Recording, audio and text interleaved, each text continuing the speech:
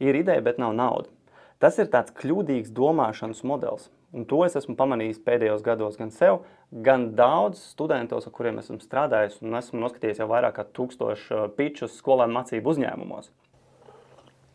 Un tā galvenā problēma ir tā, ka mēs meklējam atrunas un iemeslus, lai kaut ko nedarītu. Tā vietā, lai apsēstos pie darba lapas un sāktu pierakstīt. Reku šo ideju es gribu realizēt. Kas būtu viens nākošais solis, kur es varētu veikt, kam man nav iekšēja pretestība? Un šeit mēs runājam par tādu domāšanas un emocionālo pretestību, kad būtībā šai vienai lietai man ir vilkme. Man ir sajūta, ka jā, es šo varu darīt un man viss pavirzīsies uz priekšu. Un iedot sev atļauju, jā, es īstenībā to drīkstu darīt. Jo, iespējams, tu esi pārsteigts, cik daudz laika tu pavadi domājot par lietām, kuras tu vēl nevari darīt. Man tam vēl nav nauda, tam man vēl nav resursi, tur man nav bagāti vecāki, tur man nav turīgi draugi, neviens mani nesaprot. Un tas nekas. Tas viss kārtībā. Tu uzskaiti resursus, kas tev nav.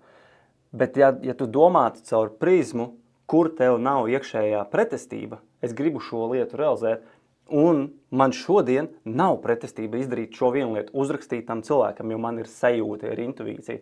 Vai tu, pieņemsim, ej pa ielu un tu ieraugi kādu cilvēku tāds, ka, es nezinu, kāpēc man gribās viņu parunāt, un aizēj parunā ar to cilvēku. Vai uzrakst kādam sociālos, vai iefilmē pirmo video saistībā ar savu produktu vai pakalpojumu. Jebkas, ko tu izdarīsi, kur tev nav iekšējā pretestība, būs daudz labāk nekā visa neizdarītās lietas, kam ir pretestība.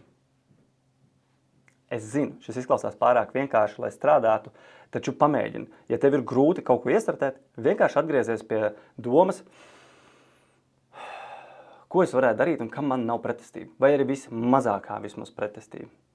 Dažreiz tas ir vienkārši piecelties, iet pastaigāt un caur pastaigu iztīrīt galvu un līdz ar to iespējams varēs pieķerties lielākām lietām.